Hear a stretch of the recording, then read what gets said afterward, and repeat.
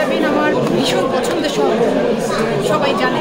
সিনেমাতে যাত্রা শুরু হলো, বড় পর্দায় প্রথম কাজ।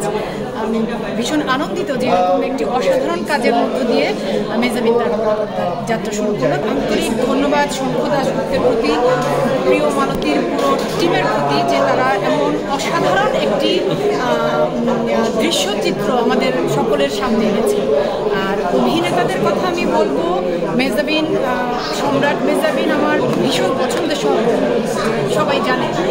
মেহজাবিন খুব জনপ্রিয়, সেটা শুধু না, মেহজাবিন খুব ভালো অভিনেত্রী। আমি মেহজাবিনের অভিনয় পছন্দ করি, আমি ব্যক্তি মানুষ হিসেবে ওকে পছন্দ করি।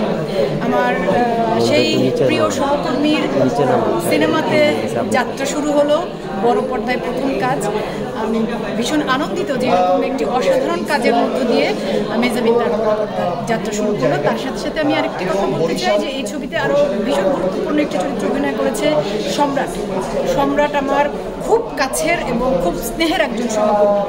আমি খুবই খুবই খুবই গর্বিত। মেহজাবিন এবং সম্রাট পুরো টিমের অভিনেতা অভিনেত্রী যারা ছিলেন প্রত্যেকেই এত ভালো যে আলাদা করে বলবার অপেক্ষা রাখে না।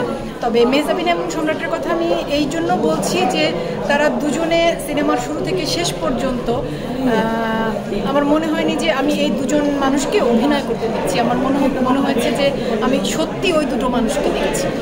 এর বাইরে একটা প্রশ্ন করি আপু, বর্তমানে 2024-এর গণঅভ্যুত্থানের পরে বাংলাদেশ সবাই বলছে নতুন করে স্বাধীন হয়েছে। এরপরে মিডিয়ার অবস্থা এবং কাজের অবস্থা কীরকম, আপনি একটা শিল্পী হিসাবে কীভাবে দেখছেন?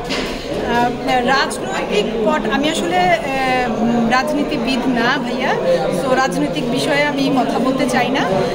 আমি আশা করি একজন দেশের সাধারণ নাগরিক হিসেবে আমার দেশের সব মানুষ শান্তিতে থাকবে, নিজের পরিবার পরিজন কাজ নিয়ে নিজের স্বাভাবিক জীবনটা যাপন করে যেতে পারবে। তার সাথে সাথে আমিও যাতে একটি স্বাভাবিক নিরাপদ জীবন আমার পরিবার নিয়ে যাপন করি।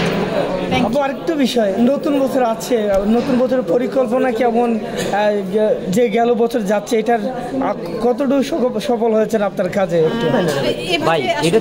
প্রতি বছর সফলতা করা যায় না।